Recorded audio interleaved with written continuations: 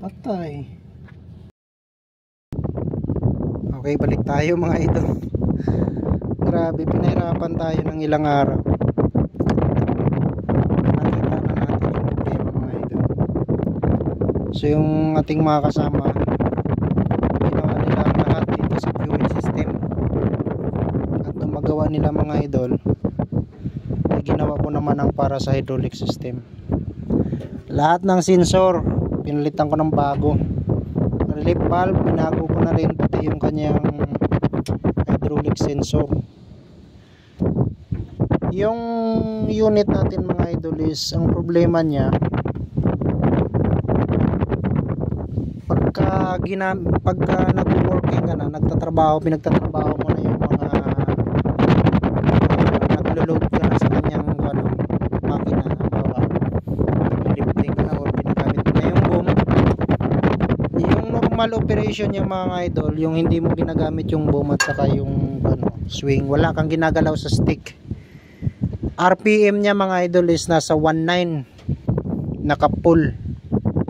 So pag ginamitan mo na siya ng joystick, ginalaw mo na, binom up mo, bumababa yung kanyang minor, bumababa hanggang sa mamatay. So okay naman yung supply ng diesel, napalitan na nga ng aking mga kasama, ganoon din sa hydraulic. Hindi ko tinigilan mga idol. At ito, sa wakas nakita ko na yung problema.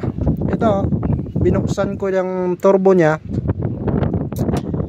may langis, at sumunod kinapa ko yung kanyang impeller sa likod, talagang stack up mga idol. So ipapakita ko sa iyo, ibubunutin ko lang ito.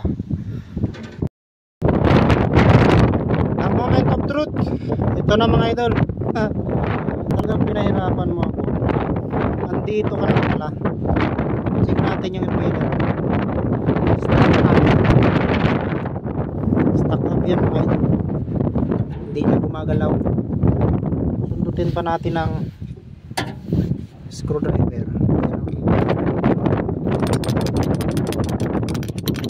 Hindi siya gumagalaw. Freewheeling dapat ito eh.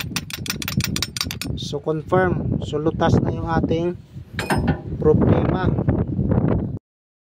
Yun, ito na. Ito yun ang ating bagong turbo. So nagamit ko ito before, tinanggal lang ulit pero goods pa siya, bago.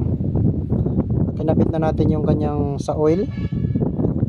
Tapos yung stud bolt nya, pagka bumili ka ng bago nito, wala siyang kasamang stud bolt. So kung lang tayo, bumili lang tayo ng bolts, pinuto lang natin yung ulo. Okay, so ayan, fast forward tayo mga idol. Nakakabit ng ating turbo charger. Ayan o, bago yan. So kung natin to, pandarin na natin.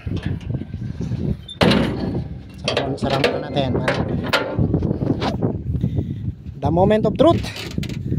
Kung talaga nga bang nawala ng kanyang low power, at kung talaga nga bang turbo lang ang problema, testingin natin.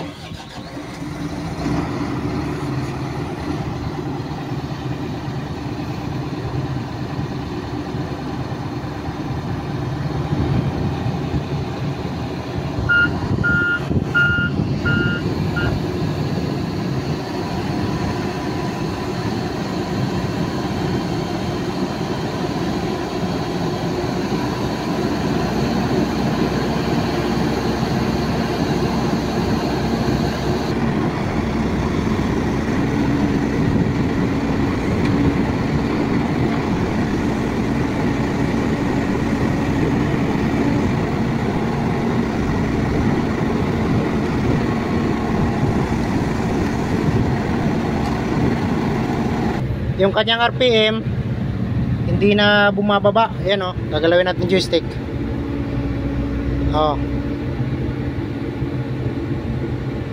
Normal na ang kanyang RPM mga idol. Jack up natin, jack up.